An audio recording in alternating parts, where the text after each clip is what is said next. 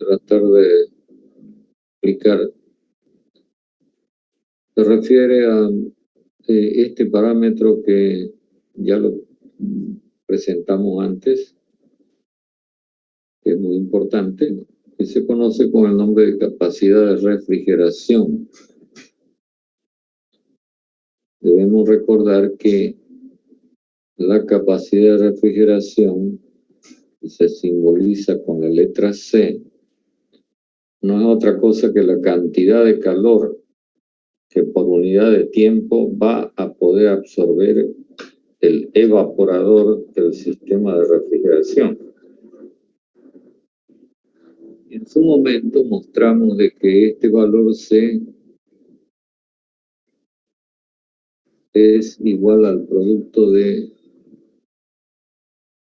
flujo másico que pasa por el evaporador multiplicado por el efecto refrigerante. Entonces ahora voy a destacar la importancia que tiene el valor C, que ya antes lo dije, pero no importa, lo volvemos a repetir. Cuando usted ya seleccionó el refrigerante que va a usar en el sistema, conoce las condiciones en las que va a usar ese refrigerante, entonces usted va a conocer el valor del efecto refrigerante.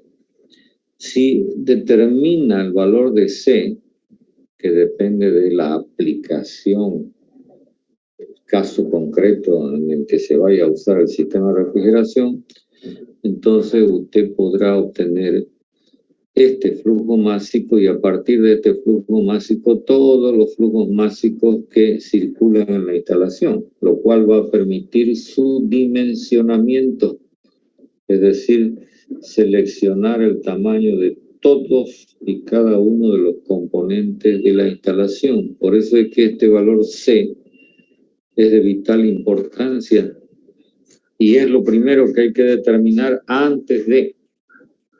Por ejemplo, para que usted se pueda comprar un equipo de aire acondicionado, usted primero tiene que saber de qué capacidad lo necesita, ¿no? No va a ir a la tienda a preguntar por algo que no sabe de qué tamaño tiene que ser, ¿no? Entonces, lo que vamos a hacer en el tratamiento de este parámetro es por lo menos establecer las nociones elementales de cómo se llega a establecer este valor C en una determinada aplicación que se vaya a hacer de la refrigeración. Debemos recordar de que si esto representa al espacio refrigerado, con su correspondiente aislante, digamos, caso general, acá en el interior se requiere establecer, dependiendo de la aplicación, vuelvo a recalcar, una cierta temperatura que la hemos llamado temperatura de diseño, temperatura de cámara. Mientras que acá en el ambiente exterior se tendrá una cierta temperatura que lógicamente va a ser mayor que T sub D. Entonces, lo que en realidad queremos establecer es por qué motivo se produce ingreso de calor al espacio refrigerado, lo que tendería a incrementar la temperatura T sub D. De tal manera que el sistema de refrigeración debe tener una cierta capacidad que permita igualar a este valor Q punto. Si este valor es positivo respecto del sistema, C es un valor de Q punto, pero con signo negativo, es decir, de extracción. Repito la idea, si se quiere mantener esta temperatura de diseño, entonces es necesario que el sistema de refrigeración extraiga todo el calor que esté ingresando al espacio refrigerado. Creo que se entiende la idea, ¿verdad? Pregunto. Sí, ingeniero. Ya, entonces, para poder establecer el tamaño de este valor, tu punto, es decir, qué cantidad de calor por unidad de tiempo se está metiendo en el espacio refrigerado, lo primero que hay que hacer es identificar, voy a anotar, identificar las fuentes que originan ese ingreso de calor. El segundo paso es que una vez establecida o conocida la fuente, se debe hacer una cuantificación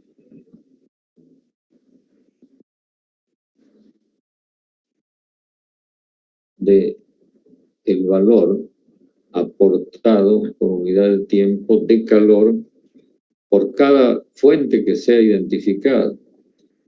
Y el último paso es que una vez que uno tenga recogida toda la información correspondiente a las distintas fuentes, habrá que procesar los datos, lo cual tiene que conducir finalmente a establecer un valor de C. Entonces, conocido el valor de C, ya usted puede proceder al dimensionamiento del sistema de refrigeración. Entonces, en este afán de identificar las fuentes, vamos a comenzar indicando algo que prácticamente está presente en todos los casos, en todas las aplicaciones de refrigeración, diríamos. Y es que nos encontramos con una causa que origina ingreso de calor, y vuelvo a recalcar que prácticamente siempre está presente. Me refiero concretamente a este hecho. Hemos dicho que la temperatura de diseño, que la temperatura en el interior del espacio refrigerado, es menor que la temperatura del ambiente que lo rodea. Entonces, esta diferencia de temperatura provoca este flujo de calor. Es decir, va a ingresar calor al espacio refrigerado provocado por la diferencia de temperatura. A esta fuente de calor o causa que origina ingreso de calor al espacio refrigerado la vamos a llamar transmisión de calor, porque es así, transmisión de calor a través de las paredes que rodean el espacio refrigerado. Es decir, serían las paredes, supongamos que usted piense en una heladera. Entonces la heladera tiene espacio refrigerado superior e inferior y tiene unas paredes que encierran ese espacio, ¿verdad?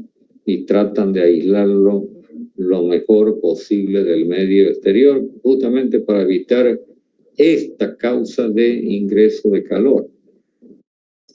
Entonces, acá lo importante es que este ingreso de calor es provocado por esta diferencia de temperatura. Se entiende de que mientras más caliente sea el ambiente y más frío sea el espacio refrigerado, mayor cantidad de calor se va a estar metiendo por unidad de tiempo a dicho espacio. Acá es necesario que haga algún comentario que resulta nomás interesante. Si uno mira la forma que tienen normalmente los espacios refrigerados, notará que la forma más común es algo así. El mejor ejemplo lo tiene usted en la heladera, ¿cierto? Es decir, el espacio refrigerado tiene esta forma. ¿Cómo se llama en geometría esta forma? Me pregunto.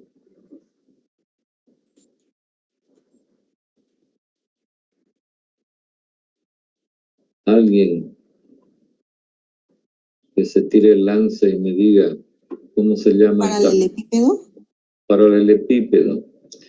Y entonces, este espacio, digamos, que tiene esta forma, está rodeado de paredes, ¿no? En este caso, fíjense que son paredes planas, ¿no?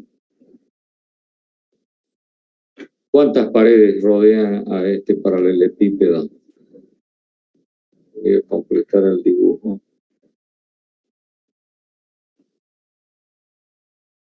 ¿Cuántas paredes son las que están rodeando? 6. ¿Ah? ¿Cuántas? No pude escuchar bien, por favor, me lo repite. 6, ingeniero. 6.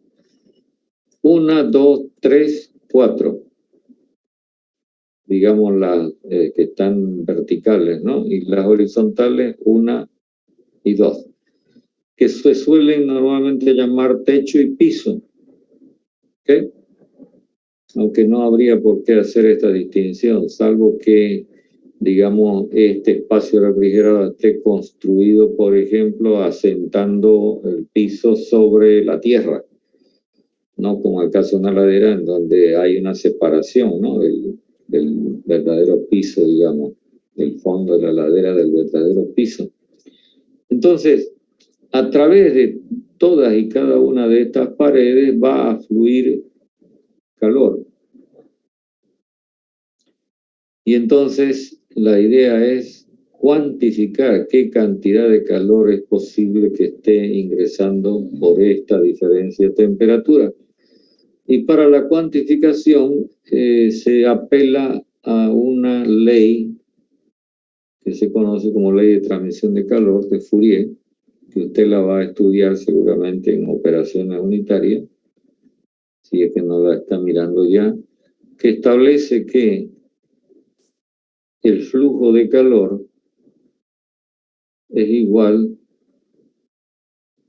a este triple producto, donde delta de T está claro que no es otra cosa que la diferencia de temperatura, que es la causa en realidad que origina la transmisión de calor.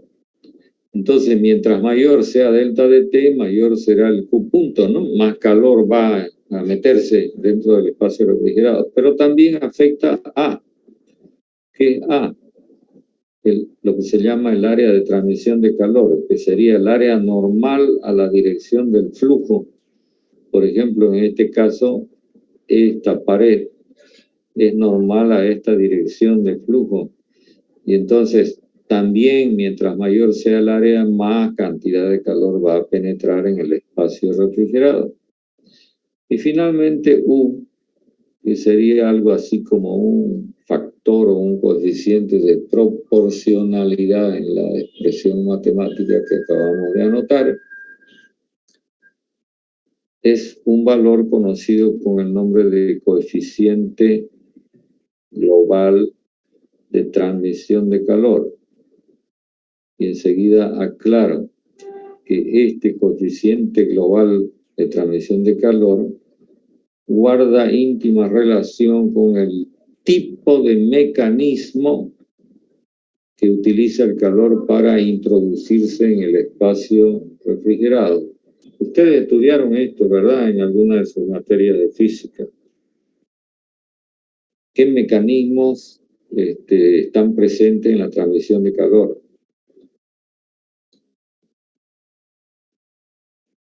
A ver, repasemos. Conducción. La conducción. Radiación. La convección. Y la radiación. Resulta que el mecanismo de conducción, repasando las cosas, es un mecanismo que es típico de, digamos, el calor fluyendo a través de un material sólido.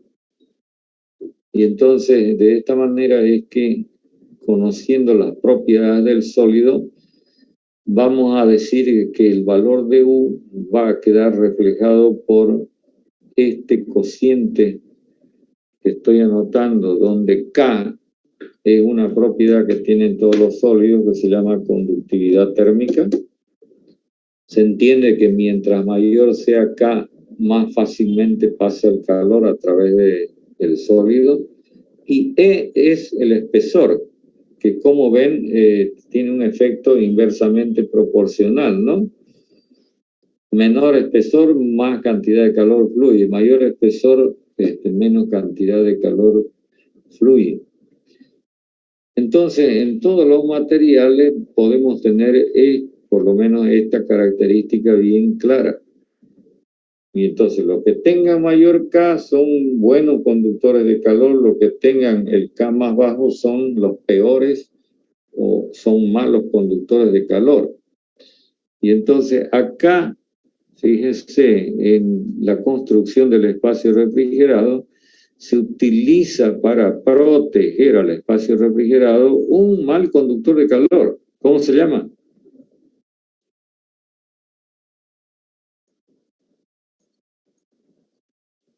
¿Qué es AT? No es que AT, ¿no? ¿Qué es AT? Aislante, ingeniero. Variación de temperatura. Aislante térmico. ¿Qué son los aislantes térmicos? Son materiales que tienen un valor de K, que estamos marcando acá en el mecanismo de conducción, exageradamente bajo. Es decir, son los materiales que más resistencia ofrecen a la transmisión, al paso del calor, a través de ellos, ¿no? Bueno, y esto es típico de los sólidos. Ya les dije yo que ustedes deben hacerse un trabajito sobre el tema de aislantes térmicos, porque lo podemos preguntar en el examen. Así que tomen las previsiones del caso. Cuando se habla de convección, estamos hablando de un mecanismo característico de transmisión de calor a través de medios que son fluidos. Me refiero a líquidos y o gases. Y entonces, en este caso, ya no tiene mayor sentido hablar de espesor, ¿no? Del material. Sencillamente, este valor que en los sólidos es K sobre E queda convertido en un solo parámetro H, que no es entalpía, por supuesto, lo voy a poner acá. H se llama coeficiente pelicular de transmisión de calor. Mayores detalles los van a encontrar ustedes en su materia de operaciones unitarias. Pero ¿qué es lo que está haciendo H? Reemplazar al K sobre E, que es característico de los sólidos. Entonces, estamos en el siguiente afán. Si el material que atraviesa el calor es un sólido, entonces este valor de U queda definido por la relación entre K y E. Si es un fluido, líquido o gas, tendrá un valor característico H, que es el que va a reemplazar a U. En el caso de la radiación, que es un mecanismo muy complicado, muy complejo, el tratamiento se lo ha simplificado sencillamente tomando en consideración lo siguiente. Supongamos que esta pared que es sombreado, bueno, es rayado, mejor digo para no confundir, está sometida a los efectos de esto que estoy dibujando acá. ¿Qué será? ¿Qué creen que es eso?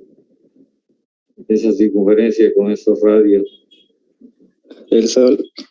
El Sol. Entonces, esta pared que está rayada está recibiendo directamente los efectos de la radiación solar. Y se sabe que la pared que es asoleada va a ser más caliente que las demás, ¿no?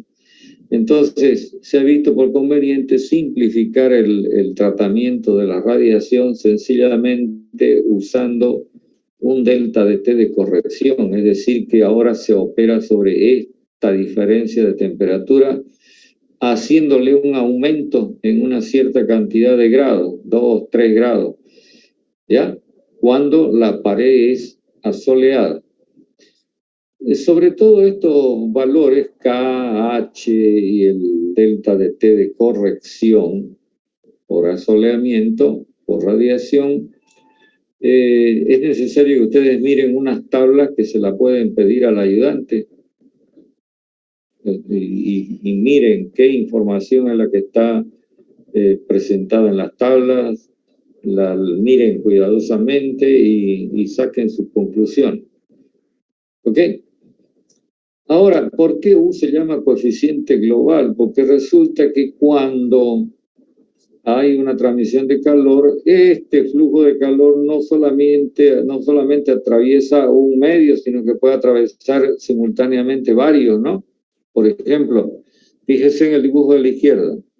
Si este es el espacio refrigerado, entonces resulta que por acá, por afuera, yo tengo aire. Después normalmente tengo una pared exterior, esta que la estoy oscureciendo, que es un sólido que tiene que atravesar el flujo de calor. Después vendrá el aislante térmico y finalmente se tiene siempre un acabado interior, otra pared interior, y finalmente otra vez nos encontramos por acá con aire, o sea que estamos hablando de un camino que atraviesa 1, 2, 3, 4, 5 medios. Entonces, todos estos valores que estamos marcando acá, K sobre E y H sobre todo, salvo que haya soleamiento delta T sub C, van a estar involucrados en el valor de U. O sea que U va a ser un compendio de básicamente estos dos, digamos, ¿no? Eximiendo la presencia de radiación. ¿Comprenden lo que estoy diciendo?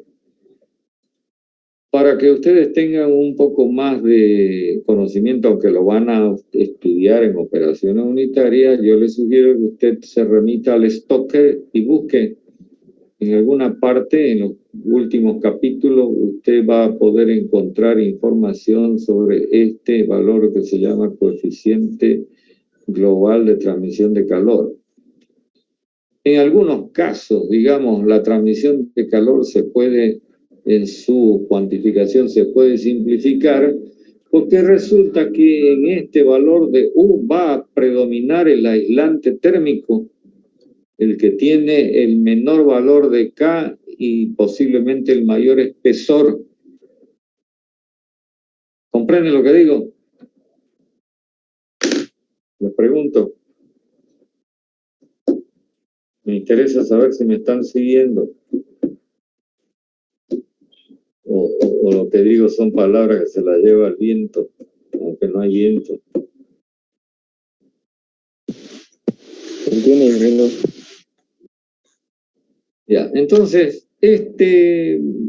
esta fórmula, una vez que usted se provea de toda la información, que lógicamente no es tan sencillo, por ejemplo, H, coeficiente pelicular, es un valor muy complicado de determinar, y entonces acá prima la experiencia de toda la gente que ha estudiado estas cosas, porque este factor H, este coeficiente pelicular, es influenciado por 1001 variables. Ya lo van a poder ustedes apreciar cuando estén en operaciones, no sé si están ya en operaciones unitarias. Bueno, la cosa es que con esta fórmula, con esta ley, vamos a poder determinar por causa de la transmisión de calor por las paredes, una cierta cantidad de kilocalorías por hora yendo del medio ambiente hacia el espacio refrigerado. Una de las cosas que hay que destacar, que ya la dije antes, es que esta diferencia de temperatura prácticamente ocurre siempre, aunque hay un detalle que es importante de destacar. Fíjese, acá estoy anotando temperatura ambiente. Les pregunto, ¿la temperatura ambiente es fija? ¿Es estable? ¿Se mantiene? ¿O está cambiando? Cambia. Cambia. Lo sabemos perfectamente. Todos los días estamos bombardeados con información del clima, ¿no? Que es el aire ambiental, en realidad. que dice que la temperatura a las 5 o 6 de la mañana es la más baja y que a las 3 de la tarde es la más alta y que esos valores van cambiando a medida que transcurren los meses, ¿no? Cambian las estaciones. Entonces, acá se presenta digamos, no voy a decir problema, pero la necesidad de tomar una decisión y tomar un criterio para establecer el valor de la temperatura ambiental. Si la temperatura ambiental hace esto y con el tiempo hace esto, entonces tenemos mínimos, tenemos máximos que a la vez son cambiantes, ¿no? Entonces, la pregunta es, y cuando hagamos estos cálculos, ¿qué temperatura ambiental vamos a usar? Entonces, yo les planteo como criterio, porque cada uno es libre de usar lo que quiera. Por supuesto que si le peló a todo y entonces va a tener problemas después con el dimensionamiento del equipo. La recomendación es que use un criterio conservador. ¿Qué dice en términos sencillos, vulgares y silvestres este criterio conservador? Que más vale en lo que se refiere al tamaño del equipo de refrigeración, que le sobre tamaño a que le falte. ¿Comprende lo que estoy diciendo? Es decir, si le vamos a apelar al cálculo, vamos a cometer un error porque no hay, digamos, un valor que sea fijo, concreto. Entonces, preferible es que erremos por más y no por menos. ¿Por qué?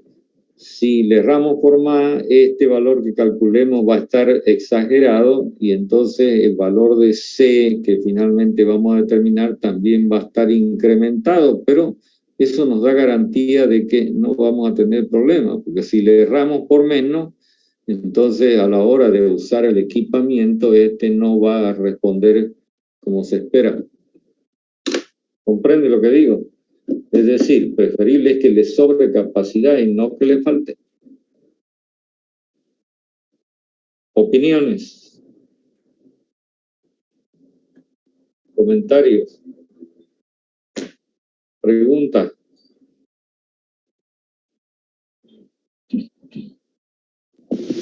¿A qué se refiere exactamente, ingeniero, con que le sobre la capacidad de... Espere un ratito, su micrófono está haciendo mucho ruido, a ver si puede mejorar la fidelidad. Me repite lo que me está preguntando, por favor.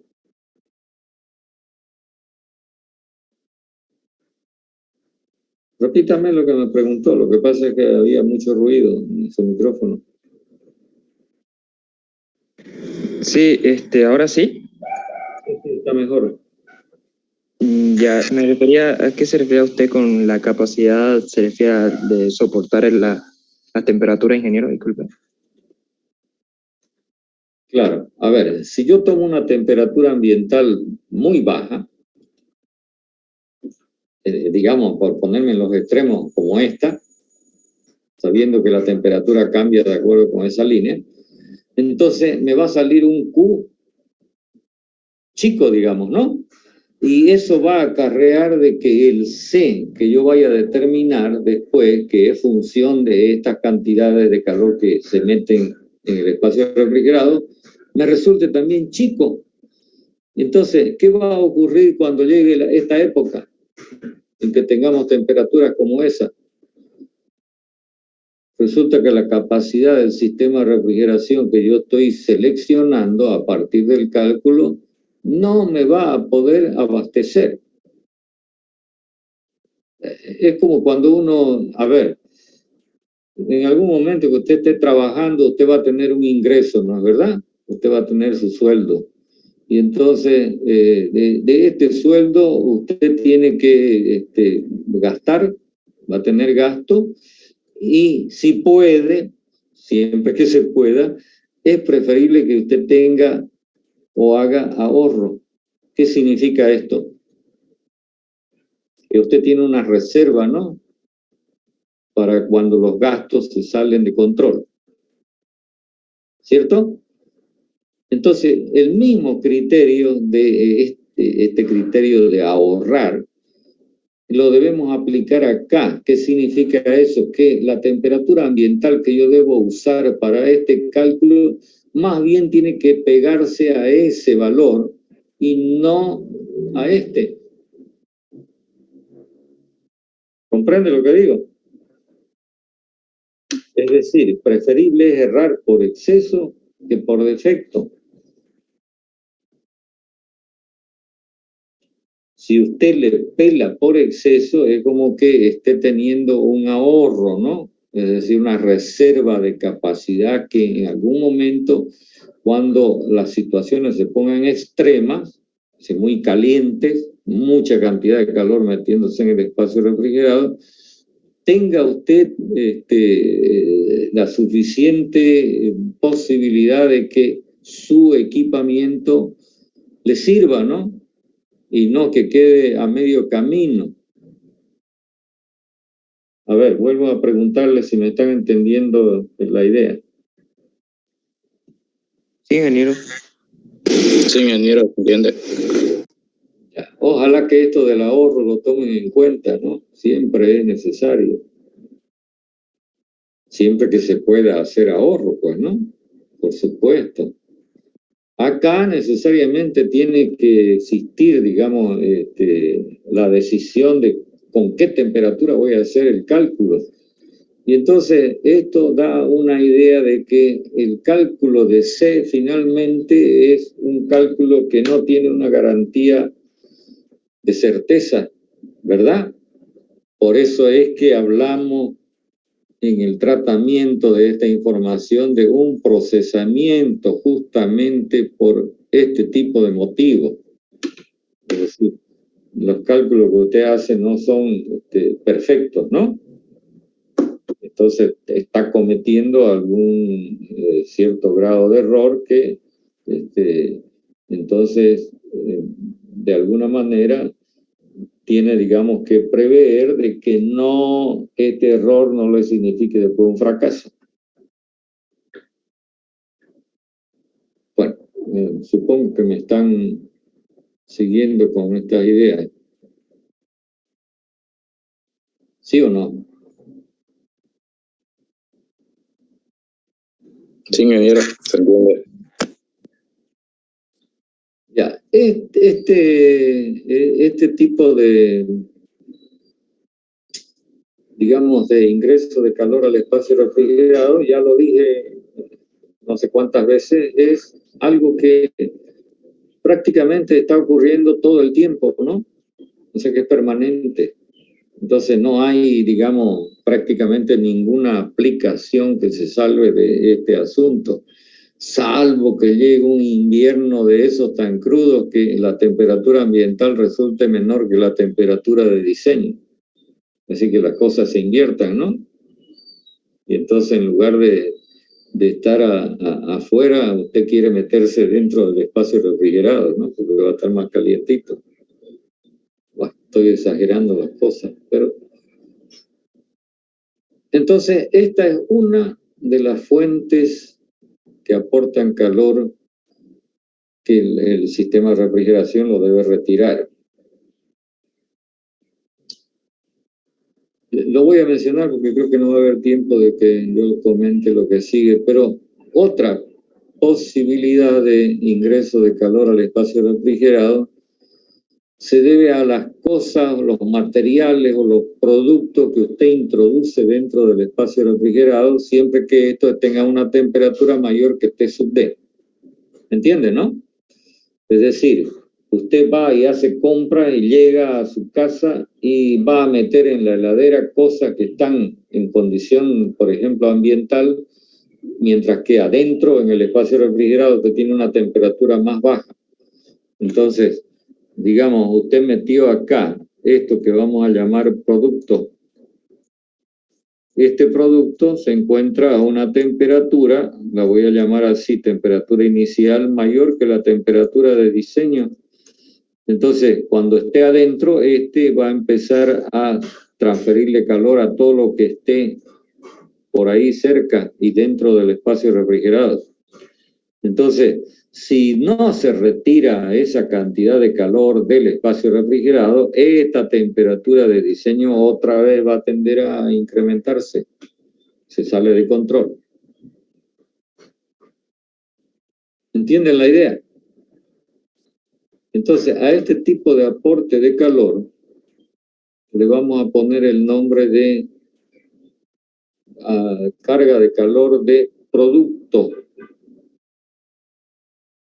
Repito, cualquier material, producto, lo que sea que usted introduzca dentro del espacio refrigerado a una temperatura superior a la de este espacio, entonces va a provocar un aporte de calor que debe ser retirado por el sistema de refrigeración. Entonces, por lo menos voy a anotar el título y ya lo veremos mañana. Segunda fuente de calor, la que se debe a la introducción de producto o productos, como quiera identificarlo.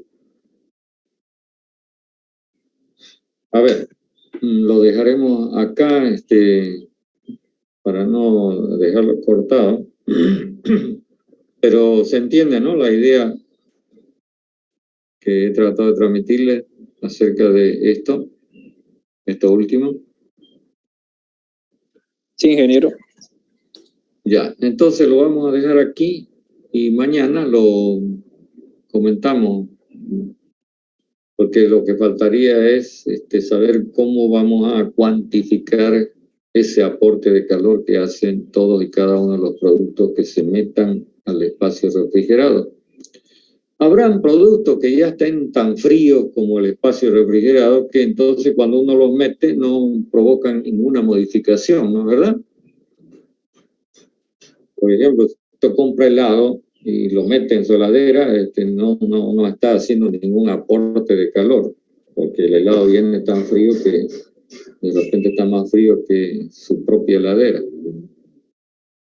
Bueno, lo dejamos acá entonces y nos reunimos mañana, 5 en punto. ¿Listo?